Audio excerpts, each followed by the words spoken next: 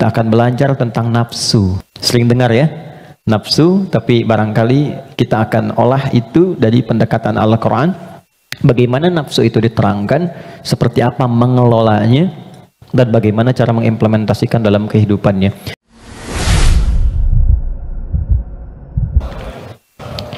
Alhamdulillahi wa kafa, wassalatu wassalamu ala rasulillahil mustafa wa ala alihi wa sahbihi wa man wafa, wa ba'd. Keluargaku, teman-teman di musyawarah yang saya senantiasa berdoa, semoga seluruhnya tanpa kecuali dirahmati, dimuliakan dan diridhai oleh Allah Subhanahu wa taala. Dan tentunya doa ini tidak akan menjadi maksimal dapat dirasakan kecuali diiringi dengan ikhtiar juga dari teman-teman untuk mewujudkan itu. Ketika seorang ibu memohon kepada Allah, ya Allah, jadikan anakku anak yang saleh, tapi anaknya tidak merespon itu untuk menunjukkan dan berikhtiar mendapat kesolehan, tentu tidak mudah doa-doa itu sampai meresap ke dalam jiwa. Karena itu, sekali lagi, mudah-mudahan apa yang seringkali kami mohonkan kepada Allah Subhanahu wa taala, ada kekuatan dan keyakinan dari teman-teman juga untuk menjemputnya, sehingga menjadikan kehidupan dan ranah yang kita pijak dalam pekerjaan profesi apapun menjadi bernilai dan membahagiakan baik di dunia ataupun di akhirat. Baiklah, hari ini kita belajar sesuatu yang sangat penting sekali. Dan ini bila mampu kita olah dengan baik, akan menghadirkan puncak kebahagiaan tertinggi. Dan seringkali masalah yang dirasakan oleh setiap orang, sumbernya atau puncaknya dari titik ini. Kita akan belajar tentang nafsu. Nafsu. Sering dengar ya, nafsu, tapi barangkali kita akan olah itu dari pendekatan Al-Quran. Bagaimana nafsu itu diterangkan, seperti apa mengelolanya, dan bagaimana cara mengimplementasikan dalam kehidupannya. Kita bagi dalam 2 sesi, barangkali nanti kita akan ada pemaparan dan kita diskusi untuk mendalami apa yang mungkin kita bisa diskusikan. Bismillahirrahmanirrahim. Kita mulai teman-teman sekalian dari Quran surah ke-91. Nanti silahkan dicek ya. Quran surah 91 itu Asy-Syams. Asy-Syams.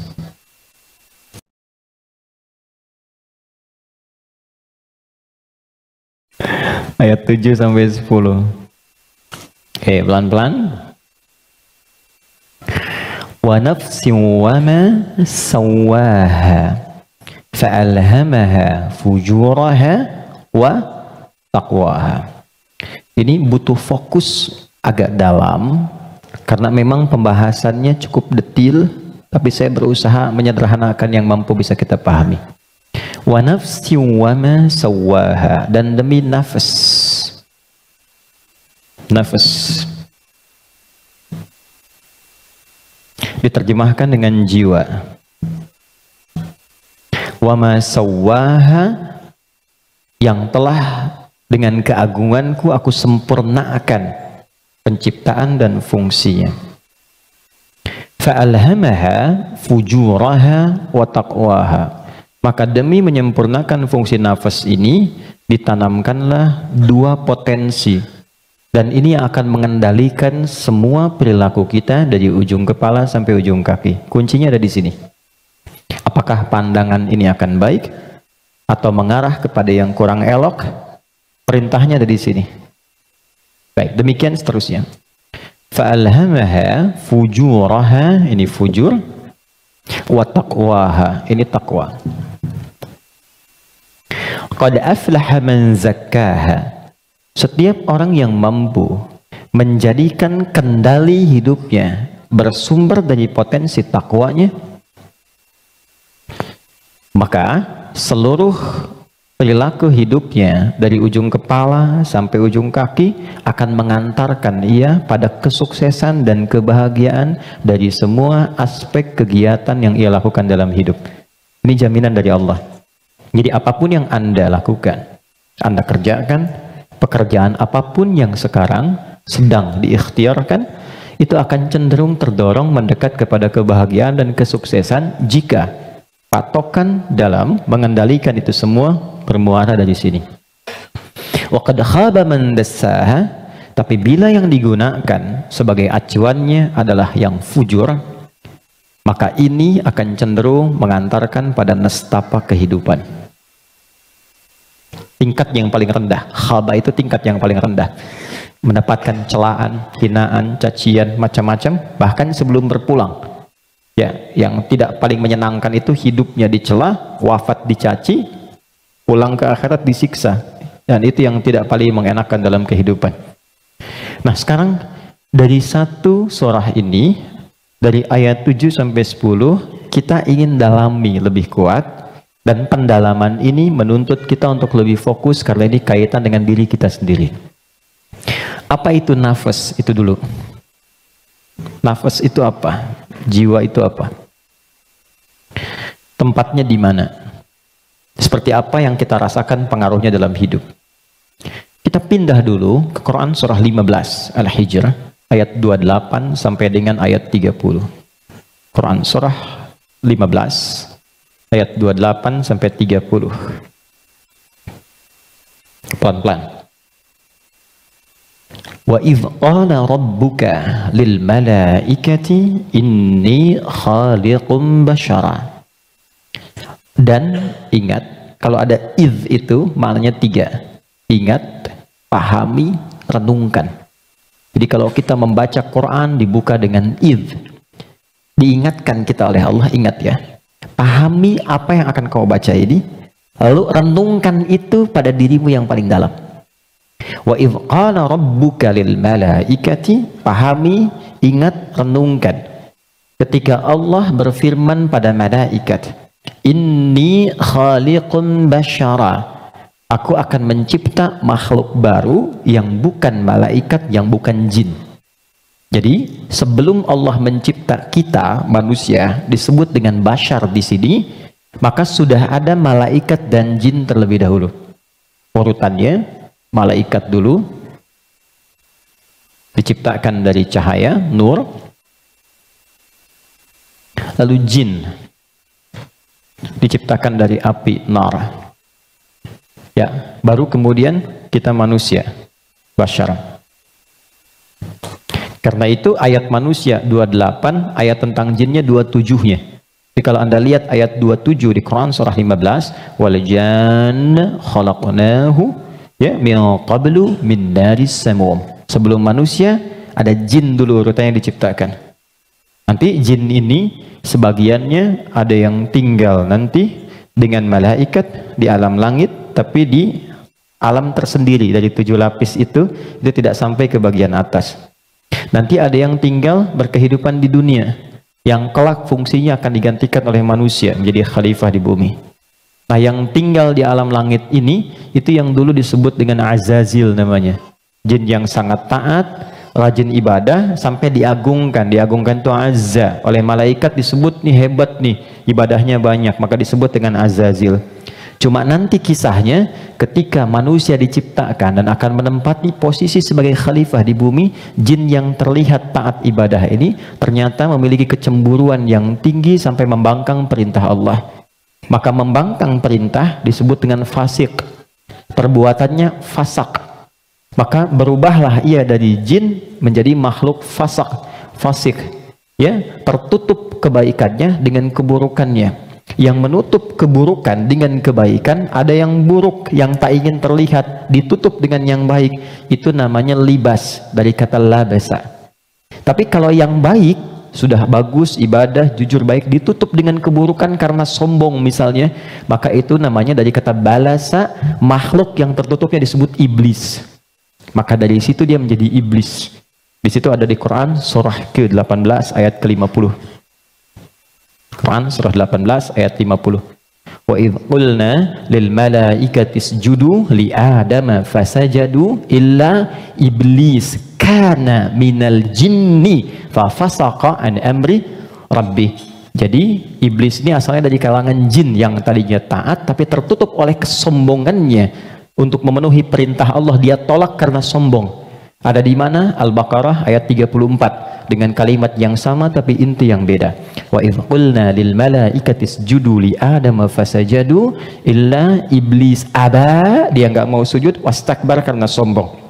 Ya. Nah, Allah memurkai jin ini menjadi iblis bukan karena nggak sujudnya pada Adam, tapi nggak patuhnya sama Allah. Urusan jin sama Adam itu terkait jin dan Adamnya, tapi ketika tidak mematuhi Allah, maka hilang sifat ubudiyahnya. Maka marahnya Allah kepada jin jadi iblis ini bukan karena Adamnya, karena nggak patuhnya pada Allah. Itu ada di Quran surah ke-7 ayat 11 sampai 12. Qala ma mana'aka alla tasjuda id amartuk. Allah katakan, "Hei iblis," dirubah langsung jadi iblis. Kenapa kamu nggak mau sujud ketika aku perintahkan? Jadi yang penting itu perintahnya, bukan karena sujudnya. Kita diminta sholat itu, sholat bukan karena sholatnya, bukan karena sujud rukunya, karena Allah yang perintahkan. Karena kita mengaku beriman, buktikan kita patuh pada Allah. Maka kepatuhan itu wujudnya lewat sholat. Makanya ketika seseorang yang mengaku beriman tidak sholat, itu sama dengan tidak mematuhi Allah. Itu prinsip dasarnya. Baik, kembalikan ke sini. Secara singkat, simpan saja dulu malaikat, simpan jinnya dulu, abaikan iblisnya. Kita fokus ke sini dulu. Maka diciptalah setelah itu manusia, disebut dengan Bashar. Tolong fokus ke sini. Bashar adalah satu dari 5 nama manusia yang disebutkan dalam Al-Quran. Kadang dia disebut dengan ins, dipasangkan dengan jin, dan pasangan ini tersebut 18 kali dalam Al-Quran. Ya ma'syaral jinni wal ins wa ma khalaqtul jinna wal ins. Kadang dia disebut dengan insan, 65 kali disebut dalam Al-Quran. Bahkan ada surah ke-78, surah Al-Insan, hal ata 'alal insan. Kadang disebut dengan Bani Adam, 7 kali disebut dalam Al-Quran, ya Bani Adam, untuk menunjukkan keturunan. Kadang disebut dengan Nas, An-Nas, 241 kali disebutkan dalam Al-Quran. Dan ada surah ke-114, surah bagi semua umat Islam paling favorit di muka bumi. Qul a'udzu birabbin nas. 5 nama.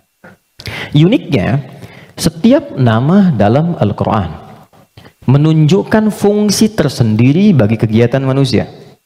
Contoh, kalau ingin menunjukkan kelembutan dan karakter keramahan pada manusia dan penampakannya, maka yang disebutkan kata ins.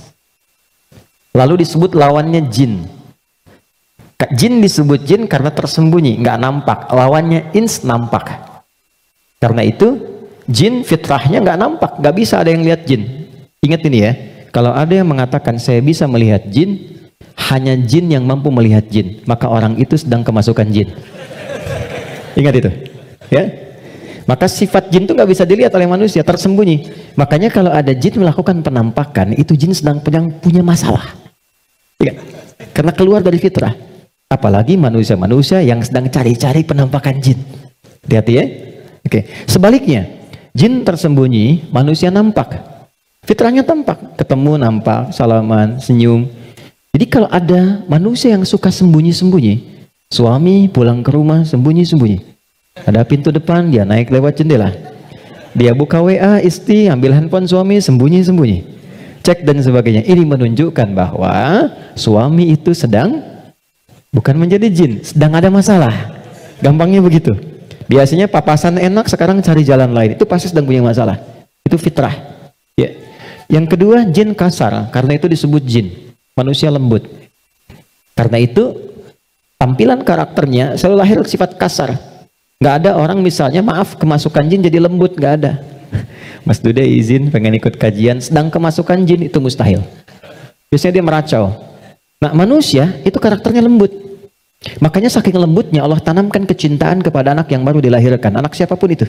Orang pasti senang, pengen gendong, pengen cium dan sebagainya. Pertanyaannya, kenapa kok tiba-tiba kata-katanya bisa menjadi kasar? Perilakunya kok jadi keras? Padahal ketika lahir dia dalam keadaan baik.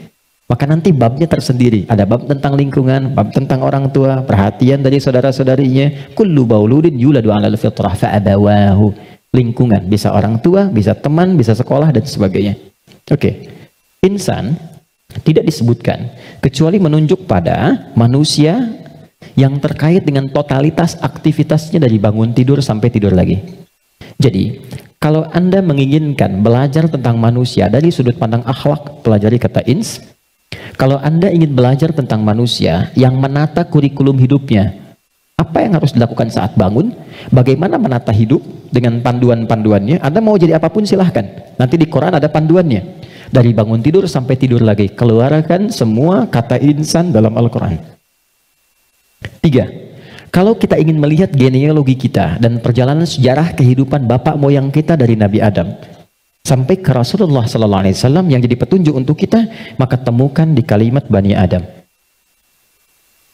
Jika Anda ingin belajar tentang bagaimana membangun hubungan yang baik secara sosial dengan teman, dengan lingkungan, dengan tetangga dan sebagainya, maka keluarkan semua kata nas dalam Al-Quran. Tapi kalau Anda ingin belajar tentang menata nafsu yang ada dalam jiwa setiap manusia, maka keluarkan kata bashar dalam Al-Quran.